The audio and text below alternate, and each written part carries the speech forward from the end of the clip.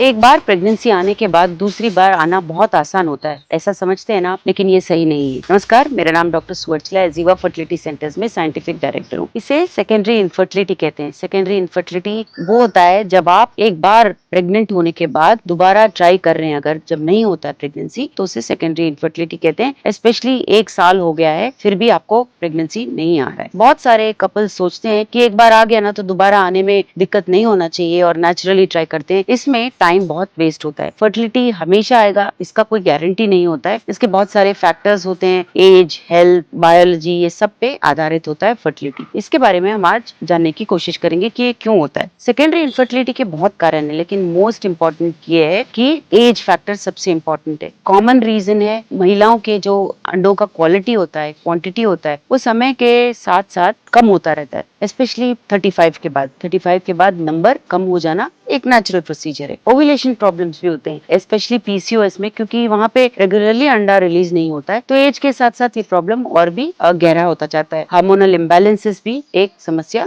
हो सकता है। ट्यूबल डैमेज या ब्लॉकेज, इन्फेक्शंस, प्रीवियस सर्जरीज की वजह से कॉम्प्लिकेशंस होना, ये भी बहुत बड़ी समस्या हो सकता है। फैलोपियन ट्यूब्स में ब्लॉकेज होने की वजह से प्रेगनेंसी नहीं आना। गर्भ में भी प्रॉब्लम्स होना, जैसे फाइब्रॉइड्स, पॉलिप्स, स्कारिंग होना यूट्रस में, जिसे एशरमैन सिंड्रोम कहते हैं। इसकी वजह से भी अगर एम्ब्रियो बन भी रहा है तो चिपकने में प्रॉब्लम हो सकता है। मेल फैक्टर में भी असर पड़ सकता है। समय के साथ साथ स्पर्म क्वालिटी भी कम होता है। ऐसा नहीं है कि सिर्फ महिलाओं में होता है। समय, एज, लाइफस्टाइल और मेडिकल कंडीशंस की वजह से भी पुरुषों में स्पर्म्स में प्रॉब्लम आ सकते हैं। लाइफस्टाइल चेंजेस, आपने अगर वेट गेन किया है, स्ट्रेस ज्यादा है, नींद ठीक से नहीं है, क्रॉनिक इलनेस जैसे डायबिटीज है आपको, उसका असर भी फर्टिलिटी पे देखने को मिलता है। सेकेंडरी इनफर्टिलिटी कॉम्बिनेशन होता है, कभी कभी हेल्थ फैक्टर्स पे डिपेंड होता है। सबसे इंपॉर्टेंट बात यह है कि डायग्नोसिस कराना जरूरी है। जैसे हम किसी भी कपल को इवेल्युएट करते हैं, एग्जामिन करते हैं, उसी तरह आपको भी करवा लेना चाहिए, क्योंकि अगर हम जल्दी जान लेंगे कि क्या प्रॉब्लम क्या है तो ट्रीटमेंट भी जल्दी करा सकते हैं।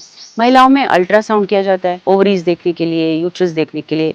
हार्मोन टेस्ट किया जाता है, एएमएच, एफएसएच, ट्यूब ठीक है या नहीं देखा जाता है एचएसजी एग्जामिनेशन द्वारा। पुरुषों में सीमेन एनालिसिस किया जाता है काउंट, मोटिलिटी, मॉर्फोलॉजी देखने के लिए। सबसे इंपॉर्टेंट बात यह है कि प्रीवियस प्रेगनेंसी नॉर्मल भी रहा अगर, तो भी दोनों को इवेल्युएट कराना चाहिए। ट्रीटमेंट ऑप्शंस बहुत तरीके के होते हैं। ओवुलेशन इंडक्शन एक सबसे इंपॉर्टेंट तरीका है, क्योंकि मेडिकेशंस देख के अगर अंडा रिलीज होना ही प्रॉब्लम है तो सिंपल तरीके से आईयूआई या ओवुलेशन इंडक्शन आप करा सकते हो। माइल्ड फैक्टर्स रहे तो आईयूआई बहुत अच्छे से काम करता है, लेकिन अगर ट्यूबल ब्लॉकेज रहा तो आईवीएफ करा लेना अच्छा होता है। लाइफस्टाइल करेक्शन कीजिए, वेट मैनेजमेंट, स्ट्रेस कंट्रोल कीजिए, नींद ठीक से होना चाहिए, ये सब भी बहुत इंपॉर्टेंट रोल प्ले करते हैं। आपको मेडिकल कंडीशंस पे भी ध्यान देना चाहिए। डायबिटीज अगर हो, थायराइड अगर हो, उसे भी कंट्रोल करना चाहिए। अगर आप प्रेगनेंसी के लिए स्ट्रगल कर रहे हैं एक प्रेगनेंसी के बाद, तो आपको सबसे पहले तो डायग्नोसिस कराना चाहिए, उसके बाद ट्रीटमेंट ऑप्शन सेलेक्ट करके ट्रीटमेंट करवा लेना चाहिए। इसके बारे में और जानकारी के लिए अवश्य जीवा फर्टिलिटी सेंटर